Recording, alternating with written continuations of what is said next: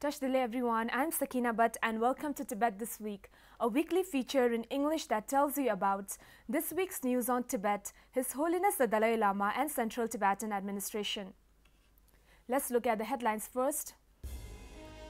Himachal Chief Minister Jairam Thakur calls on His Holiness the Dalai Lama. His Holiness the Dalai Lama greets participants of Global Buddhist Conclave for World Peace at Amravati. CTA President embarks on maiden visit to Africa. CTA President graces Convergence 18 at Hansraj College. Former Tibetan prisoner detained in Sauk County after Lhasa protest. Congressman Jim McGovern condemns China's new imposed draconian controls over Larungkar.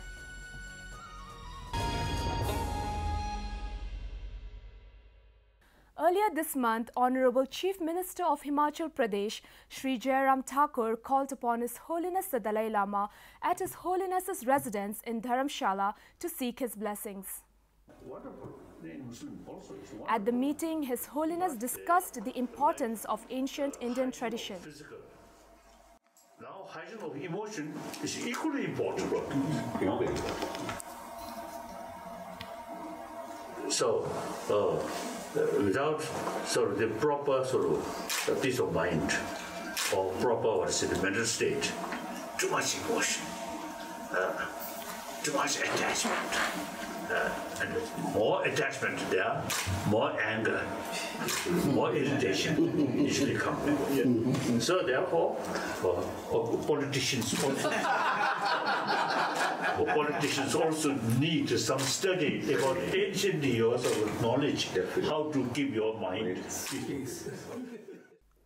On Saturday last week, His Holiness the Dalai Lama sent a video message to the participants of the Global Buddhist Conclave at Amravati in the South Indian state of Andhra Pradesh.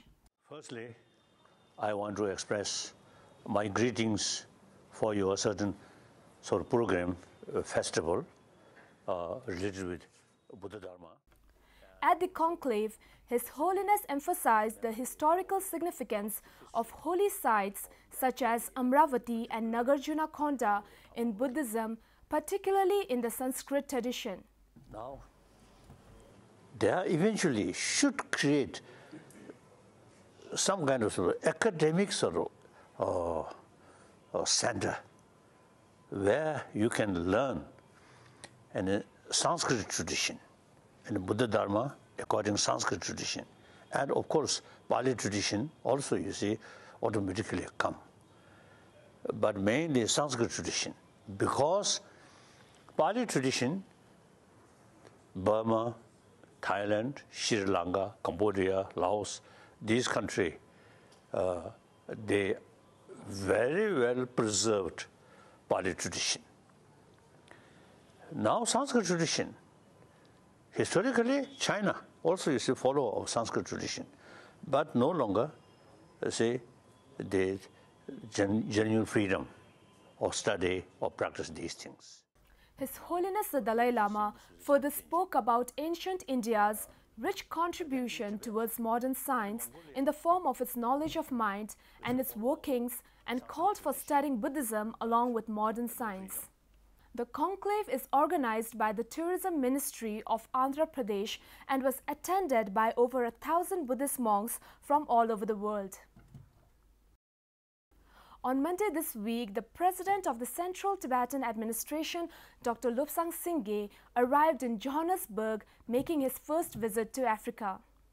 At the invitation extended by Inkatha Freedom Party, Dr. Singye was originally scheduled to attend the South African President Jacob Zuma's State of the Nation address at the inaugural session of the South African Parliament on 8 February. However, the address was postponed owing to the domestic political tensions in South Africa. President Dr. Singye met with Prince Mangosuthu Buthelezi, the founder and president of Inkatha Freedom Party, with other South African parliamentarians. Speaking of its first visit as inspirational, Dr. Singye highlighted South Africa's history of freedom struggle a quest for justice, equality and freedom. Dr. Singye expressed his hope that the country would stand up to its moral values and principles that it seemed to deviate from under China's pressure. On Sunday this week, Dr. Singye, honored as the chief guest, attended Convergence 2018, the annual alumni get-together organized by Hansraj Alumni Association at the college in Delhi. Expressing warm admiration on India's support for the Tibetan people and the Tibet cause, Dr. Singye thanked India for being a great host to the Tibetan people. Last year, Dr. Singye was honored with the Mahatma Hansraj Gaurav Samman Award for his achievements and contribution at the Hansraj College. A well-known former Tibetan political prisoner who went missing after he staged a lone protest last week in Lhasa has been located in Sok County, where he has been detained by the Chinese authorities. Lode Gatso, also known as Sokhar Lode, shouted slogans in front of the Potala Palace. Chinese authorities immediately arrested Lode and later took him to Sok County, where he is currently held in detention.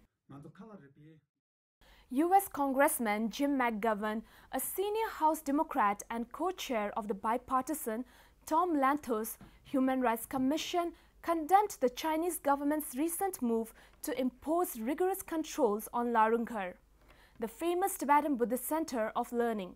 Last week, Human Rights Watch reported that the Chinese government has imposed learning. Congressman Jim McGovern drew the attention of the House of Representatives to the new administrative controls imposed by the Chinese government on Larunghar.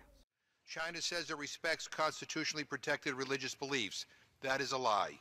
When the state puts officials who are required to be atheists in charge of your religious institution, that is not religious freedom.